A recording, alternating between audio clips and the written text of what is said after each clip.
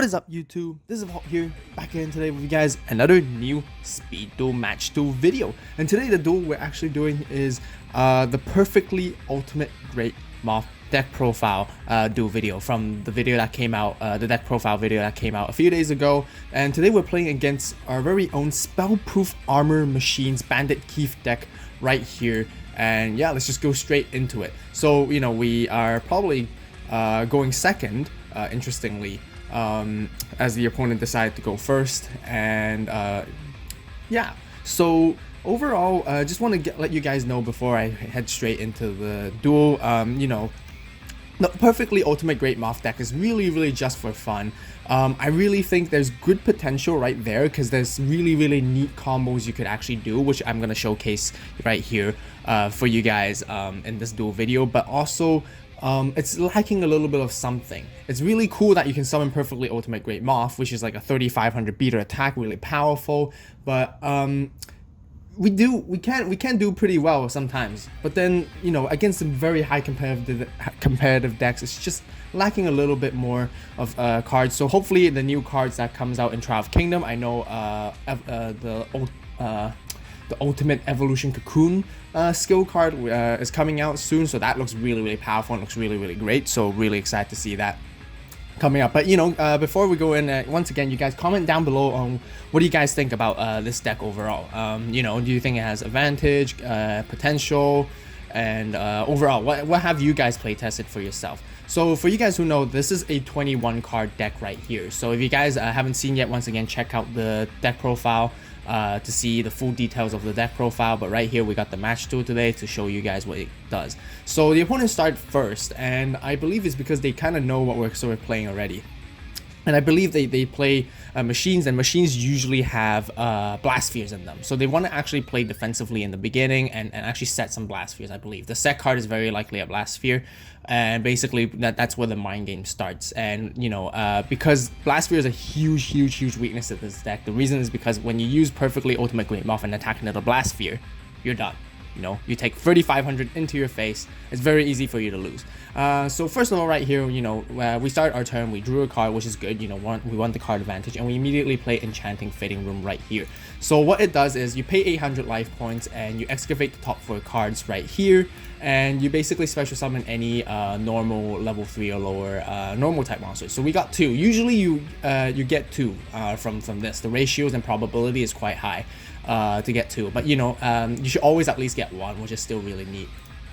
So the reason why we play this is because we want to swarm our field with these insect monsters. And what we're going to do with these insect monsters is we're going to use our Hyper Metamorphosis skill. So once again, what the skill does, as I mentioned from the deck profile as well, you basically activate the skill if you control a level 3 or lower normal type insect monster. You tribute that monster, you pick one of them right here, tribute one monster, discard 2 cards, and you can special summon perfectly ultimate great Moth from your deck or hand, which is extremely powerful, extremely good. Being able to bring out from your deck is just really great. And as I mentioned before many times, being able to summon something directly from your deck is just really good. But when that happens, you really don't want to draw into this card. Drawing it basically gives you less of a card advantage, so it actually hurts right now that we drew into this one right here. But we have another one in our deck, so we can bring that one out, which is okay. But still, this could have easily been some other card, and that would be much more preferable. So right here we bring out perfectly ultimate great Moth, and we have to be very cautious. We set our avarice so that we think we could highly likely use it during our next turn. You know, so to gain our replenish our cards back. And you know, right here we actually want to use our Petite Moth to attack first. And I know because it's risky and it turns out to be a decoy chi, but if that was a blast sphere, again, we would have been done. So we had to take damage from there. The Koichi allows him to draw a card, and then we swing in to basically destroy the Koichi. So I'd much rather, personally, take that 700 right here than take a 3500 if it was a blast sphere. So our opponent does know that it's a huge risk for us, so they can abuse this mentally, and they set another card, you know, basically baiting us into attacking, and it could very well once again be another blast sphere. They used the Spellproof Armor, and now it's our turn, so we're gonna swing in again with Petite Moth, because once again, I'd rather, if it was a blast sphere, we only be taking 300 damage, so which is totally fine. They cool down with Chain, and there might be because they know that we're using Petite Moth as the sort of like the beta attacker, and we use Wing Cleaver, and it turns out to be a Blast Sphere at all, as we mentioned and we guessed. And right here, we're not worried, then we're only taking 700 from Blast Sphere. Once again, if we attack with perfectly ultimate Great Moth, we'd be done. So now we can swing in for massive damage, you know, which is really, really good. And now we actually we maintained our board advantage and our card advantage and our field control overall in this turn, which is really, really good. But they kunai'd us, which is fine, you know, they have no monsters, and now that they're getting pressured.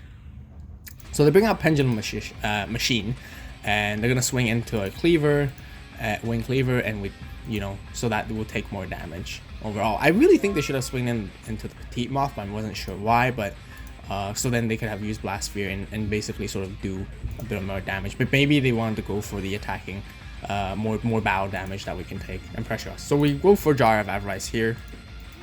Accidentally added to my hand, but we're gonna put those cards back in the deck. So we have exactly just 5, which is awesome. Shuffle it, draw 1.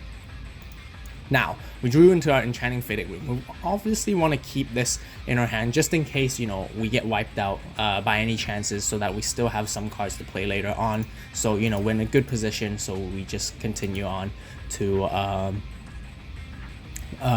hold on to the card and just swing in with perfectly ultimate Great Moth. They play Windstorm here, which is a really, really bad thing for us, because now that our Petite Moth is forced in the attack position, and totally unexpected right there, and plus they Heat Wave, and now they swing in there for game. So we actually lost the first game right here. And also, you guys know that I have an Order to Charge set, but it doesn't work.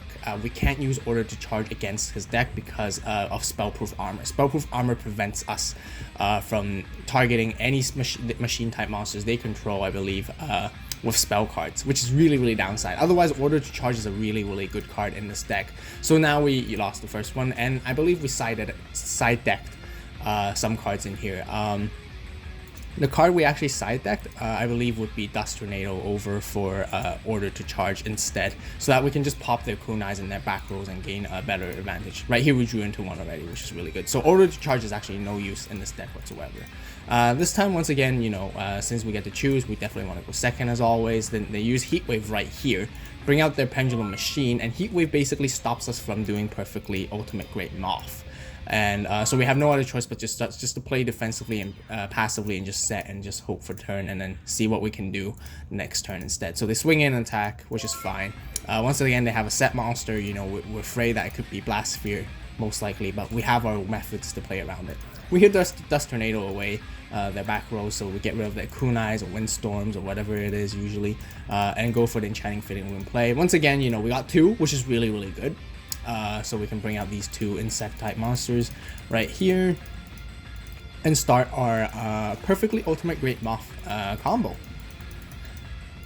Before we get into that, you know, now here's some more combos that this deck can really do really well, and I want to showcase you guys. So that now we did the Enchanting Fitting Room. Next we want to do the White Elephant's Gift, get more draw power from there, set more cards, and then use Dark Factory of Mass Production and bring back more of our resources to our hand, which is really great. I really love this combo overall. You know, so many cards one after another, and then now we go for the Hyper Metamorphosis and then to bring out our perfectly ultimate Great Moth. And yet also note to mention that we haven't normal summoned yet this turn. So we summon the Wing Cleaver, and then we want to go swing into the Pendulum Machine and basically deal some damage. They only take half of the damage this turn because we used Hyper Metamorphosis, and then we swing in here just in case it was a Blast Sphere, but it turns out to be a Dekoichi, and they get to draw a card right there. And we're still pretty good in board advantage. We have a Dust Tornado. We're not worried about the back row right now at the moment. We still got a powerful monster, so you know that they're still playing defensively, and they're still playing the Blast Sphere mind game right here. We drew into our Amulet of Ambition, which is also a really good card in this deck, and I want to further explain in detail why this is really good and powerful. Is because, you know, it basically allows your our mini inset monsters, like the level 3 or below ones, to become really strong and become more viable, and to be able to basically swing into monsters more easily. So we swing into a Dekoichi here this time, and this time we destroy it because we have Amulet of Ambition, which is really neat. We also swing into their other Dekoichi, and now that, you know, their field is empty, but they got to draw 2 cards. The Heat Wave once again, but, you know, we're not worried about it anymore because we already got our Perfectly Ultimate Great Moth. At least 1 on the field early, you know, really helps us get the advantage over the game. During the end phase, we Dust Tornado face down card, and it turns out to be a kunai, which is really good. Now we summon our basic insect and we go swing in again. Always, once again, be very careful. Swing in only with this mini insect monsters because it could be a blast sphere. Once again, if it was a blast sphere and we swung in with our Perfectly Ultimate Great Moth, we'll lose. I know I'm saying this many times, but this is really important not to misplay. It's very easy to misplay this when you're playing this deck, and you swing in for a great damage right there. And we won this duel. So it's 1-1 at this moment.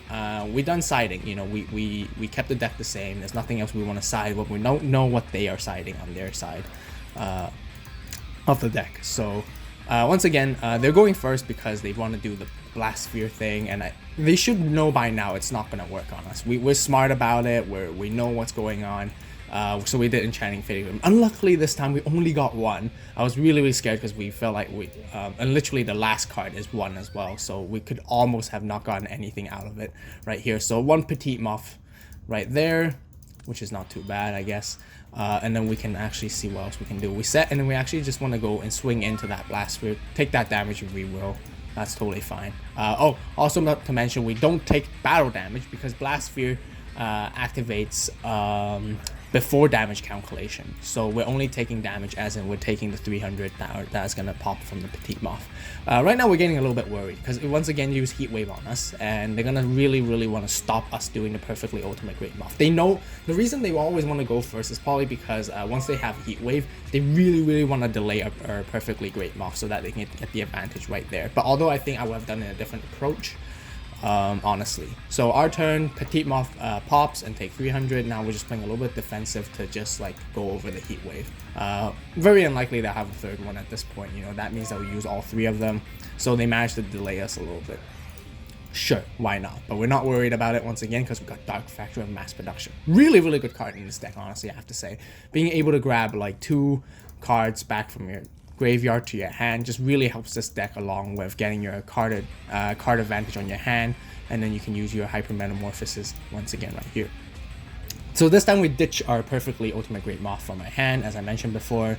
Drawing into it is just too much, you know, like we can't, there's nothing you can do. It's a dead draw, honestly, so that's why we discard it, and then we bring out the other one.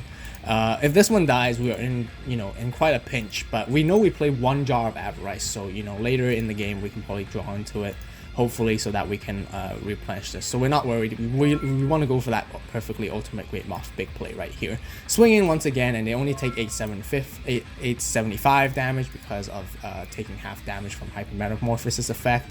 Drew into Wind Cleaver, which is perfect for us. Because we don't want a White Elephant's Gift this for more card. We don't need cards on our hand. We want that normal monster because we want to attack into that blast sphere. But apparently it's not, and it's a Dekoichi, so we only take 300, which is totally fine. We'll take those little bits and pieces, and then we swing in for harder damage.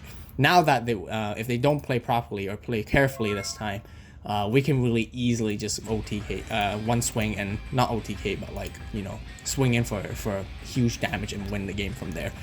We Dust Tornado that face down card. Should have done it during the end phase, but you know, it's fine. It doesn't make a huge difference. Set the other one, and once again, Wind Cleaver attacks first because Wind Cleaver must attack first. Which is Dekoichi again, surprise, take 300, which is fine. Swing into that one so that they can't tribute for higher attack monsters, and they can only really bring out Pendulum Machine, and which is fine because we'll still be alive. Once again, Dust Tornado in their back row. They must be really annoyed at this point because they can't stop any of our attacks. We have so much pressure right here, and we just go for the Amulet Ambition anyways, and to attack over the Blast Sphere. So right here we did this because we know we're gonna win, even if this was a Blast Sphere, and which is totally fine because the Blast Sphere is only gonna pop us, and we're only gonna take 700, and we want to destroy this monster to get rid of it, because if we couldn't destroy it, oh yeah, but its effect pops anyways, and then we can easily win the duel right there by swinging in with Perfectly Ultimate Great Moth. 3,500 attack, and they have at least 3,125 life points left right there. That's a huge plus, honestly. That's a really epic way to end the duel, honestly, I have to say. Even better than Blue Eyes. So yeah, that basically rounds up for this match duel. So yeah, what do you guys think about this deck profile? You know, be sure to comment down below. I personally think this is actually really fun to play at certain times, especially against this matchup, you know, against the machines. Once again, it's only just a fun duel, just for fun. Competitive wise, I really feel like Perfectly Ultimate Great Moth is still not there yet. So really hoping that newer cards come out to make it even better and more powerful and more really nice to play. But there is potential right here as well. Yeah, so you guys comment down below if you guys been playtesting this deck. Let me know what you guys think as well, what sort of cards you guys would do. If you guys haven't checked out the deck profile, once again, be sure to watch that as well and comment down below on what you guys think overall. So yeah, as always, thank you guys so much for watching. You know, you guys have a great day, great night, wherever you are. And this is AVAULT signing